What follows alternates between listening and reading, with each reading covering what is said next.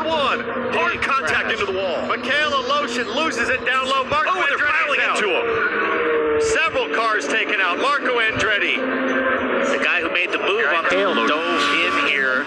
Looked like he went. He's got Dixon on his side. He just lost it. Flat out lost it. And he's had the eyes of the series chief steward on him. He's had some incidents with some other drivers this year and aggressive driving, and it just got away from him. Cold tires, slick track. Hunter Ray barely got around that, barely snuck by. There were 4 wide behind him, and there's still guys coming in here that piled in. Yeah, that was Graham Rahal trying to sneak through the middle of Max Chilton and the wrecking cars of Lotion and Marco Andretti. Here's a great shot from up above. Yeah, he's got Dixon right on his hip there, and it just came out from under him.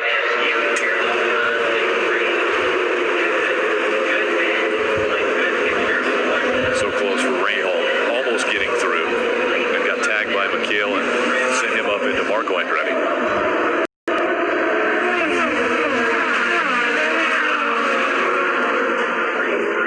That's Dixon right behind him. Sato in the second blue car. Kanan is the third blue car running in fourth. Sato coming to the bottom side of Dixon, and they turn. Dixon goes around. Sato goes around. Powers in front. Well, you knew it was going to happen at some point. They were absolutely driving like maniacs. Scott Dixon is going to be furious. Fisher, let's watch again what happened. Sato drops a wheel in the grass right here and just loses it. It bottoms, he loses the rear, catches Dixon, and they're both around. And poor Connor Daly gets wrapped up in it, and he spins trying to avoid everything. And I thought Dixon would make it, but that's Max Chilton that augured into the side of his teammate Scott Dixon. There's Connor Daly down low. I'm not sure if Connor had any contact. Sato just didn't know where the track limit was there.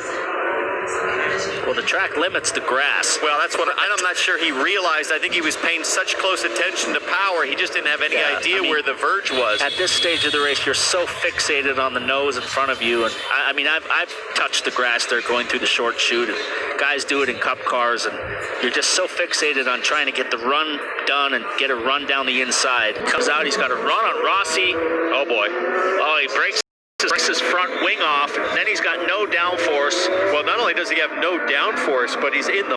I don't know if he could have made it, Paul, without contact, as dirty as the racetrack is. Let's watch from on board. Rossi get wide.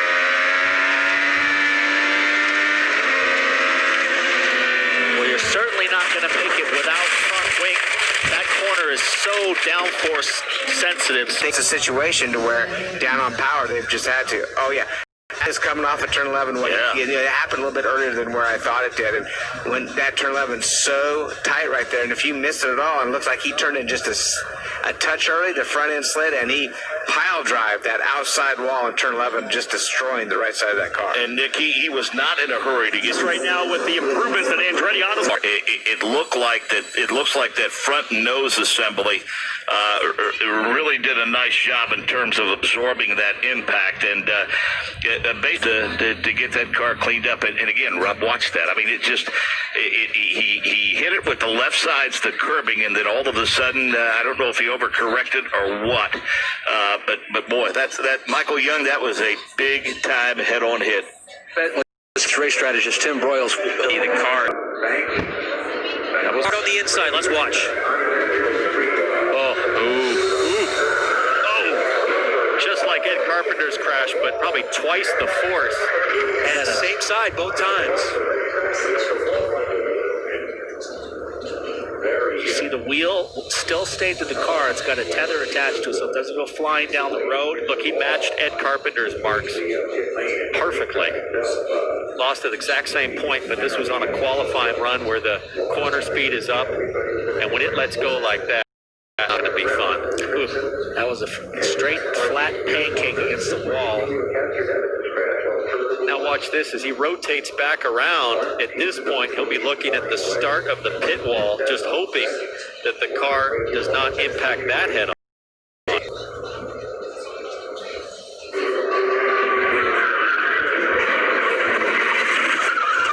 He just lost lost it all on his own, cold tires. That was a big move from Newgarden, and boy, Will Power is lucky the way Ed Carpenter backed up gearbox first on board with Newgarden. And watch this.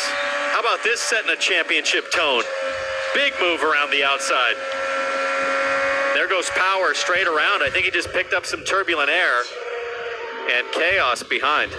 Yeah, Newgarden came down, took the line away from Will, cut the air off the front of the car. Not anything wrong with that move. He was completely clear of him. And it just...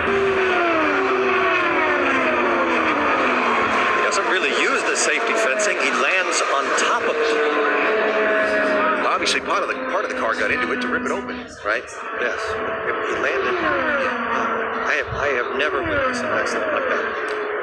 You know, we talked about the number 3 of Elio Castroneves going underneath Scott Dixon's car. Remember, it was Elio a few years ago that ended up going airborne between turns 1 and 2 and walked away from that incident as well. We see how Scott Dixon was thrown around inside the cockpit of the car. All these drivers are so physically fit. He works out here locally as we ride along on board.